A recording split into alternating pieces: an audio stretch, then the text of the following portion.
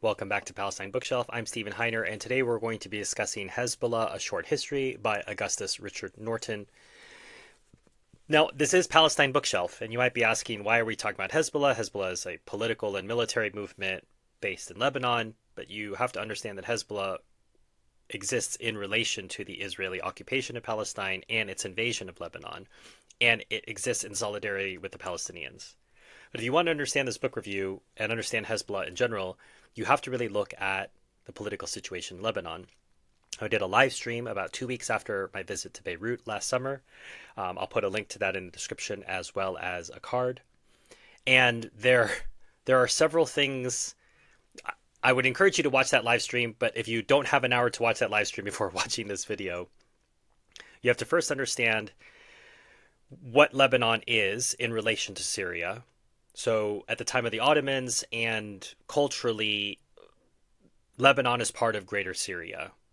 What has made it be carved out was the Maronite population of Lebanon, connected to the Crusader state history of Lebanon, and the desire of the Maronites to be linked protectively by the West against Muslims, even though they were really fellow Arabs, although they will argue that they are Phoenicians, that they saw themselves as threatened, which is vindicated by historical record. Even I think in the 1860s there was a Druze massacre of Maronites, and so for them they want protection from the West, and so Lebanon is caught in these crossroads, not just between the West and the Arabs, but even between the Arabs themselves and the Persians. So you have Iran, Syria having interests in Lebanon. Israel has an interest in Lebanon, not only in occupying the Sheba farms, but in attacking the Palestinian resistance, which for a time was based in Lebanon.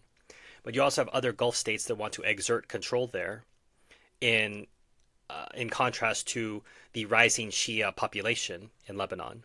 So you have a counter movement among the Sunni population of Saudi Arabia, and you have the protector of the Shias in Iran, which underwrites Hezbollah. If you haven't kept track of all that, it's okay. Just pause, go back and rewatch it. Or as they say, watch my Lebanon live stream. I don't want to spend the whole of today talking about the complicated and ever more complicated history of Lebanese politics. But Hezbollah is an important part of understanding that. And so I just wanted to situate what we're talking about. When you say, well, Stephen, this is Palestine Bookshelf, why are we talking about Hezbollah? It's important to understand how this starts. And that's by first understanding that Hezbollah was created by Israel. So let's begin with what existed before Hezbollah. And this was a mall which was more of a secular resistance movement, something similar to the Hamas Fatah duality in Palestine. Of course, there's more than Hamas and Fatah. There are many more political parties, but just understanding those two, where one is a secular movement and one is an Islamic movement. Israel's invasion of 1978, the Litani operation, though minor compared to the wars yet to come in 1982 and 2006, displaced hundreds of thousands of Lebanese from the southern region. Relations between the Shia in the south and the Palestinian resistance and its Lebanese affiliates were deteriorating. Not only were the Shia weary of being caught in the Israeli-Palestinian crossfire, but they increasingly viewed the Palestinians as an occupying force prone to high-handedness and brutality. And this is important to understand, that just because many of us advocate for Palestine, it doesn't mean that we're going to turn away from the times when Palestinians have acted poorly towards what should have been allies. We've seen histories of this in the Gaza Strip. Joe Sacco talks about that in Footnotes from Palestine. I'll put a link in the description as well as a card. I did that review on the Stephen Heiner channel. But here, as well as in Jordan, they created a state within a state and caused resentment with the people who were giving them refuge to conduct their resistance operations. And they were acting as though they were entitled. And I'm not saying all of the PLO, but enough for all of the historical narratives to reflect what I'm reading here, which is people got frustrated with how the PLO were conducting themselves and said, welcome to the Israelis, come in. Although the Israelis showed who they were. And so after a while they thought, okay, well, we don't want the Israelis after all. But this didn't necessarily mean that they supported the Palestinians. Palestinians were angry, of course. They wanted to take back their land, and they saw everyone should support them. But they didn't do it in a cooperative way, which alienated quite a few of the Lebanese. Amal militiamen and Palestinian guerrillas clashed with increasing frequency. For most Amal supporters, the overriding and immediate concern was security, and their efforts were often centered on forming local home guards or militias that, naturally, the PLO viewed with great suspicion. Fierce confrontations also erupted between Amal partisans and pro-Iraq groups. So that's Amal. And that's what's happening in 1978. Hezbollah does not exist yet. Even if Israel had not launched its invasion of southern Lebanon in 1982, the young would-be revolutionaries among the Shia would have pursued their path of emulating Iran's Islamic Revolution. Undoubtedly, however, the invasion pushed the Shia further in this direction, creating conditions for the establishment and proliferation of Hezbollah. Former Israeli Prime Minister Ehud Barak put the matter succinctly in July 2006. When we entered Lebanon, there was no Hezbollah. We were accepted with perfumed rice and flowers by the Shia in the south. It was our presence there that created Hezbollah. As Barak's comment suggests, by occupying Lebanon rather than promptly withdrawing, Israel wore out its warm welcome and provided a context for Hezbollah to grow. And why? Because Israelis can't help being Israelis. No one looks... Does anyone ever talk about Israeli hospitality? Does anyone ever talk about the most moral army of in the world being Israeli other than Israelis? It's their own idea about themselves, but it's not based in reality. Hezbollah, from its first moments, had always defined itself in contrast to Amal. The coterie of young clerics who made up Hezbollah's cadre in the 1980s and early 1990s resented Amal's non-clerical leadership and accommodation with Lebanese clientelism.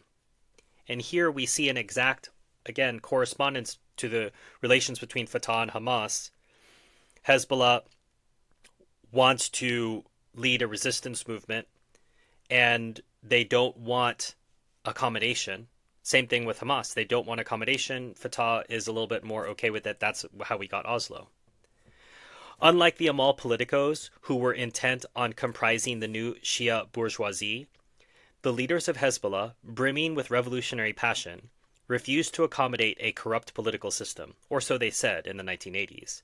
Most of them had been trained in Najaf, Karbala, and Qum, where they were ideologically inculcated by Muhammad Bakr al-Sadr, Muhsin al-Hakim, and Ruhollah al-Musavi Khomeini.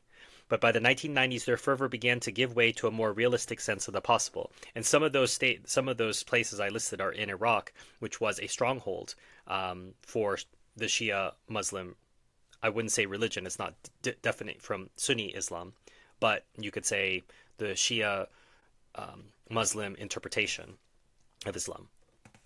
So, in contrast to the fierce ideological tenor, Hezbollah pragmatically confronted the shifting political landscape of regional politics, as well as the changing terrain of Lebanese politics. The result has been the evolution to a Janus-faced organization, retaining a fierce commitment to confront Israel's occupation in southern Lebanon, while engaging in precisely the game of confessional Lebanese politics that they previously had denounced.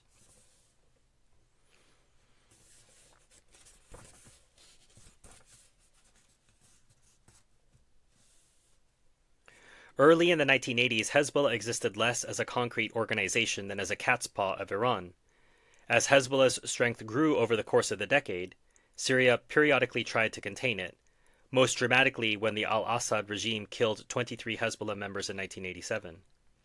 Syria also provided in 1988 and 1989 support to Amal in that rival Shia organization's ferocious battles with Hezbollah. 4 years earlier, in 1985, Syria also provided material support for Amal's War of the Camps, a 3-year campaign to eliminate the power base of Palestinian militants in the refugee camps surrounding Beirut.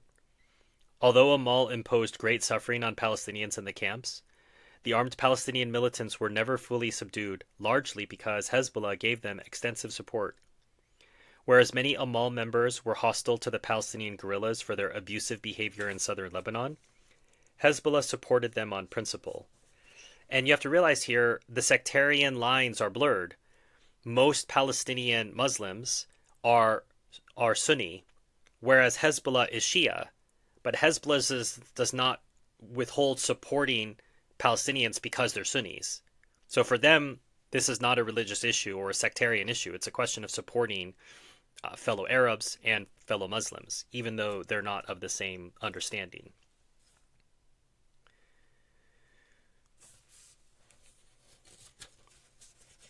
Now, Hezbollah has evolved over the years, as has Hamas, and so you have to look at competing or previous documents and look at what Hezbollah says about them now in relation to how it was seen in the past. So first I'm going to read from a 1985, you could say, charter document of Hezbollah.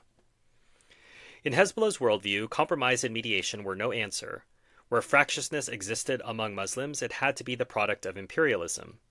Disunity was caused by imperialism and its agents, including compromisers, evil ulama, and the leaders imposed by colonialism. It followed then that the Lebanese government was corrupt to its core. No renovation could make it palatable, and those who pursued such solutions were traitors to Islam. Self-help was the only answer. The superpowers were corrupt, they had no answers for Lebanon, and when the Muslims were under brutal attack in 1982, no one came to their rescue. We appealed to the world's conscience but heard nothing from and found no trace of it.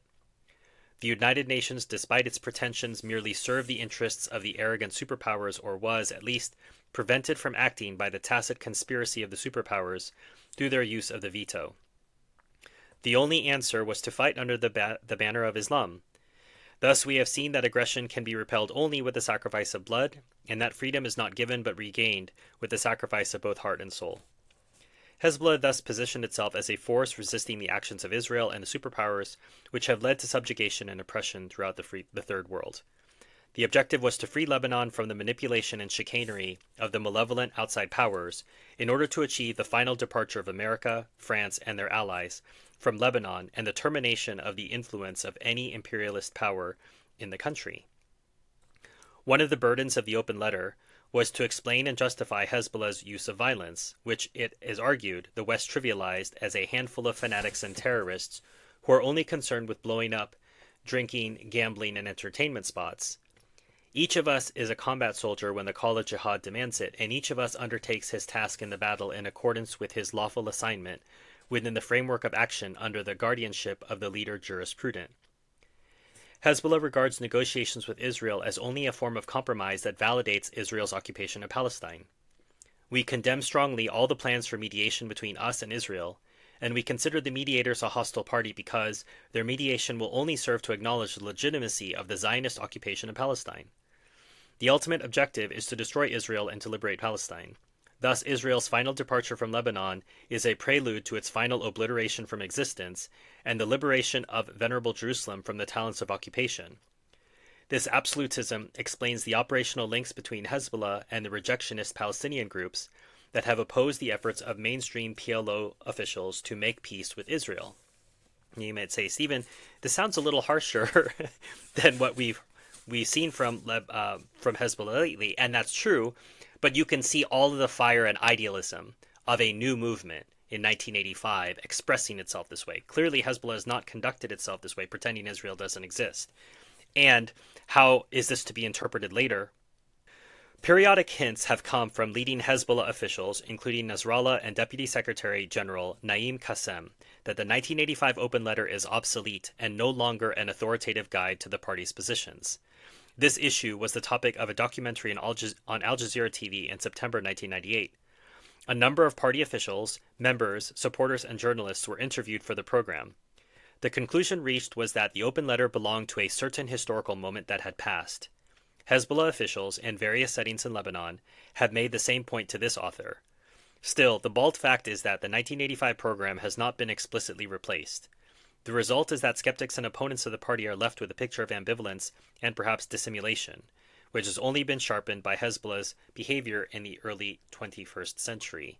The analogy here is that the PLO is now controlled by the Palestinian Authority and Fatah, as opposed to being representative of all the Palestinian people and all the different factions that represent different ideas. It cannot be a one-party system, and the PLO is in that same sort of place that Hezbollah is referring to here, that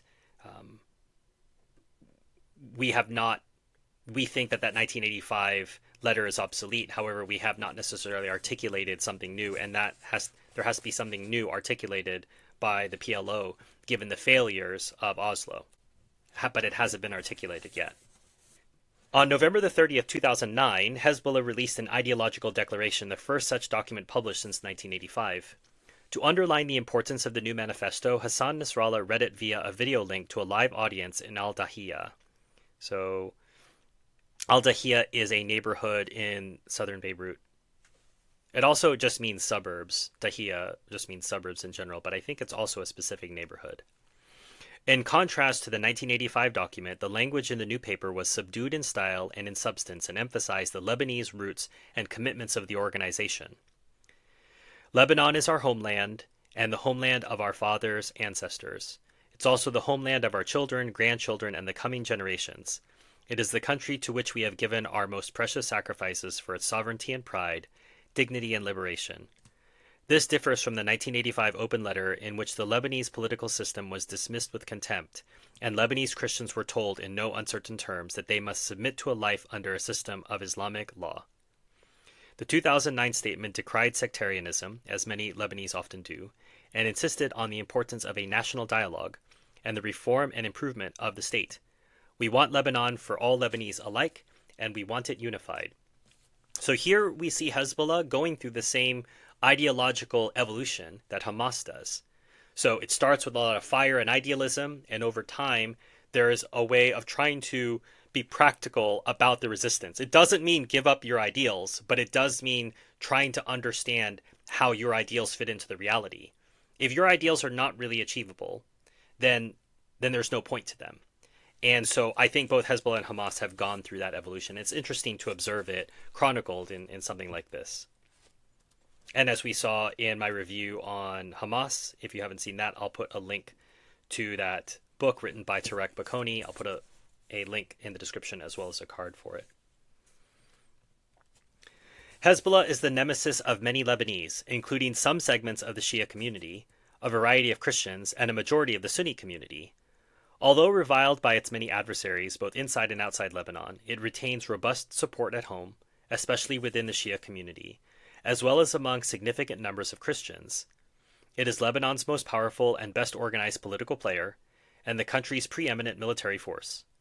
Notwithstanding Hezbollah's clout, the Lebanese political system divides and fragments of influence and necessitates coalitions and bargaining in order to govern. A powerful player like Hezbollah may stymie politics, as it has sometimes done in recent years, but it must compromise in order to advance an agenda. In other words, the realities of Lebanese politics and the inherent structural constraints of the system necessitate give and take. This is especially important because most of the Lebanese Shia do not enjoy a ready option to emigrate. They must make their way in Lebanon. As Hassan Nasrallah told the late Rafiq al-Hariri during reconciliation discussions in 2000, "We don't possess second citizenship. We were born here, we will die here, and we will be buried here. And we starve here and satisfy our appetite here, so nobody may outbid us on our patriotism or on our right to belong." Given the array of adversaries who wish to see Hezbollah decimated, including the US, Israel, and Saudi Arabia, compromise may be a necessary condition for keeping its enemies at bay and its following intact. If you are enjoying this content, please consider hitting like, subscribe. It's a free way that you can support this work and help the channel grow. The municipal elections so now I'm going to be talking about Hezbollah governing. So just as Hamas did, it was a resistance movement that then started to be a political movement and have to actually govern. What happens to Hezbollah when it has to step into government and not just be a militia resistance movement? The municipal elections in the summer of 1998 were the first local elections in more than 3 decades. Hezbollah demonstrated its strong base in Beirut, especially in Al-Dahiya, where it soundly thrashed the candidates of Nabi Berri's Amal party. In the massive Beirut suburbs of Burj al-Barajna and al-Gubaidi, Hezbollah slates carried the day. Gubaidi has become an interesting example of Hezbollah's capacity to govern at the local level. It is the largest town in the suburbs, and it has been singled out by the United Nations for its exemplary efforts at providing low-income housing. The suburb is also notable for another reason, well known to the Lebanese, Namely, it is the site of Monoprix, which not only offers a nice selection of foods and clothing, but is arguably the best liquor store in the country. The store is an important source of tax income for Gubayri because the municipality deftly maneuvered to prevent the national government from having all the tax revenues flow directly to the state. In 2000, when this writer asked the head of the municipality, a widely admired member of Hezbollah, about the sale of alcohol, normally prohibited in Islam, his response implied pragmatic tolerance. At first, he noted that many Lebanese Christians shop in Monoprix and Christians face no prohibition on alcohol. Then, when pushed a bit, he chuckled and said that many of the Shia who had worked in West Africa drank like fish. With a laugh, he said, "That's their choice." Remember, we are told in the West that Hezbollah are part of the head chopping Shia caliphate black flag waving horde. But when you read the reality, that's not actually it. Hamas and Hezbollah are actually part of the moderate wings of the resistance movement. There are more militant ones, the people who are going to put you in an orange jumpsuit and chop off your head. But that is not Hezbollah and that's not Hamas. But people would like to tell you that because they don't really know what's going on. Hezbollah offers an array of social services to its constituents that include construction companies, schools, hospitals, dispensaries, and microfinance initiatives, notably Al-Qard al-Hassan, literally the good loan, which began making loans in 1984 and now offers about 750 small loans a month. These tend to be located in predominantly Shia areas, but some serve anyone requesting help. Hezbollah hospital and clinic staff also treat all walk-in patients, regardless of political views or their sect, for only a small fee. If only some Western governments could manage to do that. But I guess you have to go to a terrorist organization like Hamas or Hezbollah to get low-cost healthcare. So, how is Syria involved with this? Remember that corruption is endemic in all of these places. Hezbollah would like to be free of corruption, but it has had its own problems. In fact, I think there was a Lebanese Bernie Madoff that managed to steal, I think, $1 billion from inside Hezbollah. So there is corruption that's endemic in the Arab world. There's plenty of corruption in the West as well. But trying to cite where this comes from, the author says, Syria's stakes in Lebanon extended well beyond security.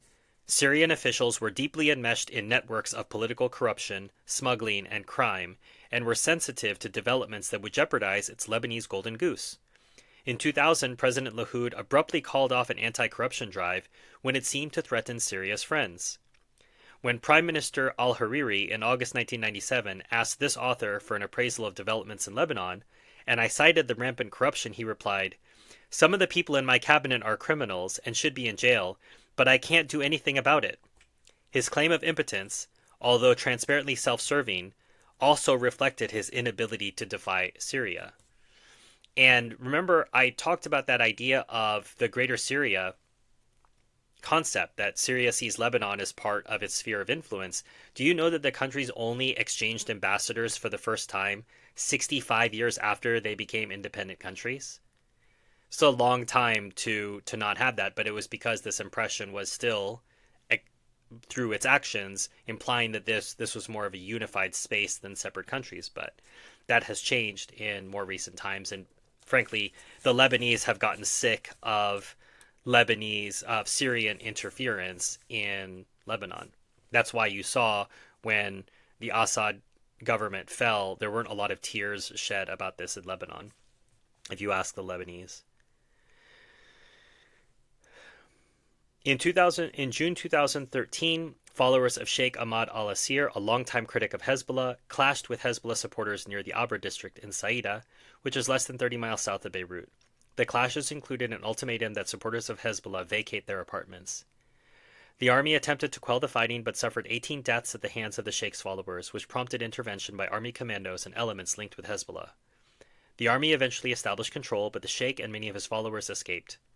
A reliable Lebanese observer and lifetime resident of Saida noted that he and others were happy to see the firebrand cleric vanquished, but he also complained about the behavior of the Hezbollah forces, including the looting of valuables from the apartments of innocent bystanders to the clashes. This is a striking detail because Hezbollah has taken great pains to preserve the image of their forces as being highly disciplined and not corruptible. And this is something that Hamas also prides itself on, but there are going to be people who who violate this and make them look bad. But it needs to be seen in relation to other things. So is Hezbollah perfect? Absolutely not. And I'm certainly not trying to make out in this review that they are. But it's important to see what they do in government in contrast to what they are doing in their resistance wing. There are aspects of it. Just the same thing when people say you can't support Hamas, and you say, well, there are teachers that teach, there are doctors, there are postmen, there are garbage men. These are all employed. They're Hamas terrorists as well.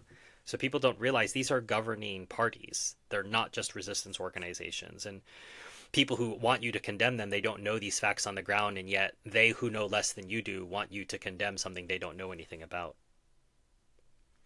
Foreign Minister Ahmad Abu al-Gait depicted Hezbollah as a puppet of Iran. He declared, Iran and its followers in this region want to turn Egypt into the maid of honor or the page for the crowned Iranian queen when she enters the Middle East. Egypt can never be the maid of honor for anyone because it itself is the crowned lady in this region. So now we have problems with Egypt, and you're starting to see this is not a single problem.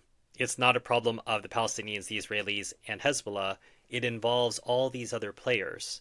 And that's why I say, in a sense, the Palestinians are only a sideshow to this, because there would still be tensions in Lebanon with Syria without the Palestinians, is that the Palestinians provide the proximate cause for the state of things as we have them today. But in a sense, there's other things going on.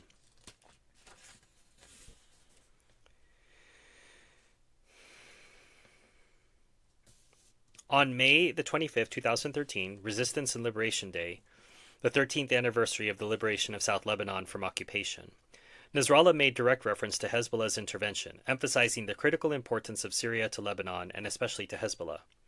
It would be stupid, he said, given the potential threats from Syria for Hezbollah to remain on the sidelines.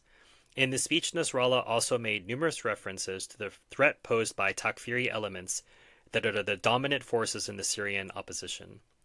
The term Takfiri is often used to refer to Sunni Salafists who espouse an essentialist conception of Islam and typically view the Shia as polytheists and apostates who deserve to be slaughtered. A cynic might gloss Nasrallah's focus on Takfiris as a none too subtle appeal to Western policymakers, but it is fair to note that the prospect of living cheek by jowl with a larger neighbor dominated by Takfiri militants would inspire unease in many places, not just Hezbollah's command center. In Syria, and this is talking about the Syrian civil war up to this point, I think this book was published in 2018. So you have to think of what the state of, 2018. What was the state of play in the Syrian civil war in 2018? And there had been a big push by Russia to stabilize the government of Bashar al-Assad. So the author is writing in this time period. Obviously, things have progressed. Now we're in 2025. Assad has fallen, and Syria is ruled by a real terrorist, not just a wannabe terrorist, you could say. In Syria, Hezbollah pursues three key objectives. First, to ensure that its overland supply route from Iran and through Iraq and Syria and to Lebanon is not jeopardized. Integral to the first objective is the second objective of preserving the regime of Bashar al-Assad, a regime that operates largely to the benefit of the minority Alawi sect. Given Hezbollah's immense efforts to preserve the present regime, it is hard to imagine any replacement regime dominated by Syria's majority Sunni leaders being sympathetic to Hezbollah's interests, especially given the unleashed Sunni-Shia enmity in today's Syria. The third goal is to ensure the security of Lebanon, and this was a significant factor in Hezbollah joining the battle in al-Qusayr. Over the course of the Syrian civil war, Hezbollah has been intent to prevent hostile forces from gaining a foothold in areas bordering Lebanon. The third strategic objective complements the Syrian government's focus on preserving the Damascus, Hama, Homs, Aleppo, and Latakia.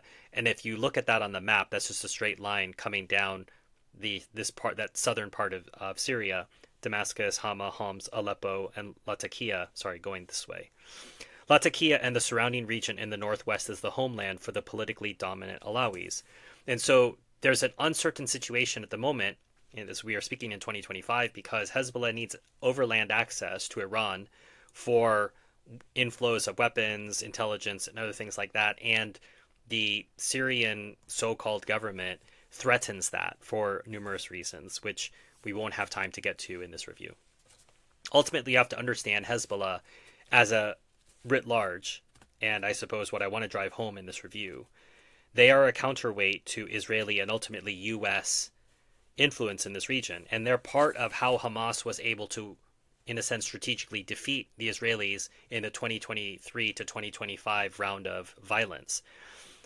Hezbollah unleashed rockets all over northern Israel, displacing a bunch of Israelis and putting huge political pressure on Netanyahu, such that the IDF was having to face war on two fronts. And then they launched a disastrous wannabe invasion of Lebanon and found Hezbollah fighters who'd been dreaming of the day that they could kill Israelis. And they were killed in the hundreds. And so the Israelis have not seemed to learn from their previous strategic defeats of in Lebanon by Hezbollah. This is referring back to a previous time period. This would have been that long engagement up to 2000. Both sides periodically disregarded time-honored principles of non-combatant immunity and proportionality. Resistance attacks on Israeli soldiers sometimes sparked indiscriminate Israeli reprisals that led to civilian deaths, especially after several Israeli soldiers had been killed. Hezbollah proved adept at moving within the rule box, which no doubt frustrated Israeli soldiers. And when they say the rule box, sort of unofficial rules about combat that had been established between the Israelis and Hezbollah. The IDF on a day-to-day basis often adopted a policy of shoot first and ask questions later. That's always how they operate, which made daily life more than a bit risky for those living in the shadow of the security zone. Thus, civilians were regularly killed by accident. In all, more than 500 Lebanese and Palestinian civilians were killed in southern Lebanon from the time of the 1982 invasion until Israel's withdrawal in 2000, or more than 30 times the number of Israeli civilian fatalities during this time. Human Rights Watch has carefully analyzed the deadly civilian toll.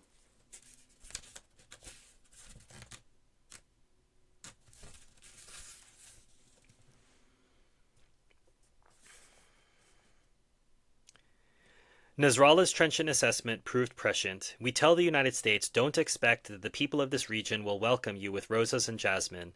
The people of this region will welcome you with rifles, blood, and martyrdom operations. We are not afraid of the American invaders, and we will keep saying death to America. This was in March 2003. Such prophetic statements did nothing to diminish U.S. hostility towards Hezbollah. Again, Americans don't ask why there is that attitude. And they'll say, oh, they hate our freedoms.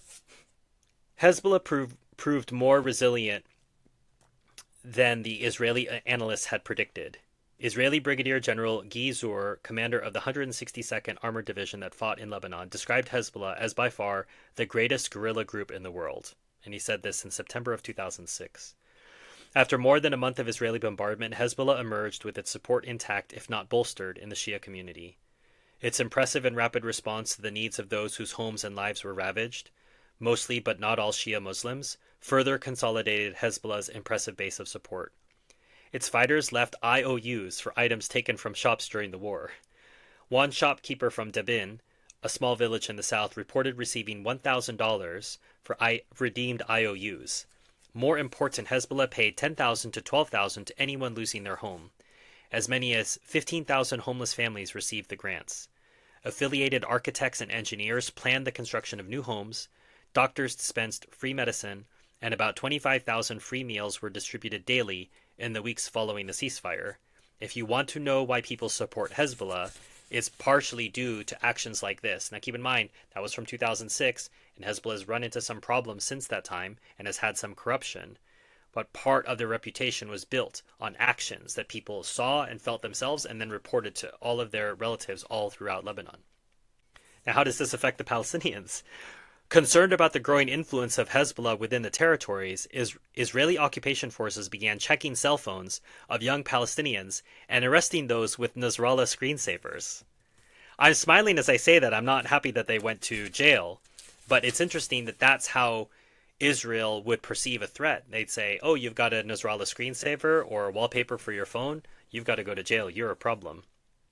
In a remarkable interview on Lebanese television on August 27, 2006, however, Nasrallah took a very different tack and conceded that his organization had miscalculated. If any of us on the 15-member Political Military Council had a 1% concern that Israel was going to reply in this savage manner, we would not have captured those soldiers. At the same time, Hezbollah accused the ruling coalition of complicity in an American and Israeli-led plot to destroy the organization. And I suppose I'll end the review there because that's the same sort of reflection that is probably going on inside Hamas at this time. Because what they did on October the 7th was going to produce a response. They knew that. Could they have known it was going to produce this kind of response? And would they have responded in the same way Nasrallah does here? Nasrallah, who's been killed since this time of this book and before the time of this review, would they have said the same thing? If any of us had a 1% concern that Israel was going to reply in this savage manner, we would not have ... Is Hamas going through that same sort of thought process? When the dust settles, they'll have time to think about that. Regret doesn't change what happened, and it's part of the DNA of who Hezbollah is. But it's important to understand that when we're thinking about Palestine, we also have to think about Palestine's neighbors. We have to think about Jordan, Lebanon, Syria, Egypt, and the regional powers, Iran, Saudi Arabia, Yemen. How does Palestine fit into all of this? And so if you want to understand Palestine, you can't just understand the land, the people, the Zionist entity. You have to understand everything that surrounds it. And so that's why I want to review this book. I may do other work, but for now I think this is plenty to cover those who want to understand a little bit more about Hezbollah and its role in supporting the Palestinian resistance. If you'd like to support this channel, you can do so by hitting like, subscribe. That doesn't cost anything. Share this with people who might be interested in this. If you'd like to get a copy of this book, that's another way you can support this channel. There's a link in the description for you to do so. If you want to thank me for this video materially, you can do so using Buy Me a Coffee or PayPal. There are links to that in the description. There's also links to Patreon and YouTube membership. If you'd like to support this work on an ongoing monthly basis, you'll get early access to videos like this one, as well as a chance to chat with me behind the scenes. I also release videos that are not available to the general public, in which I talk about different books I'm reading, books that will make it onto the channel, books that won't, and further context for what I'm studying. If you'd like to sponsor a future book review, you can do so using my Amazon wish list. Go through there. That's also got books for my Stephen Heiner channel mixed in there. So if you see a review, if you see a book about something not related to Palestine, you can nominate that for my other channel. You can also head over to that channel and see the books that I review over there.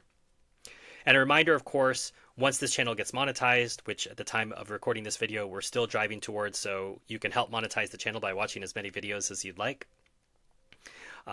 The profits from that monetization will go towards the Palestine Children's Relief Fund, which is a fantastic organization that helps Palestinian children get medical care who could not otherwise get it. In the meantime, this channel's not monetized. It's all being done as a labor of love. And so help support that labor of love by your contributions. Until next time, enjoy your reading.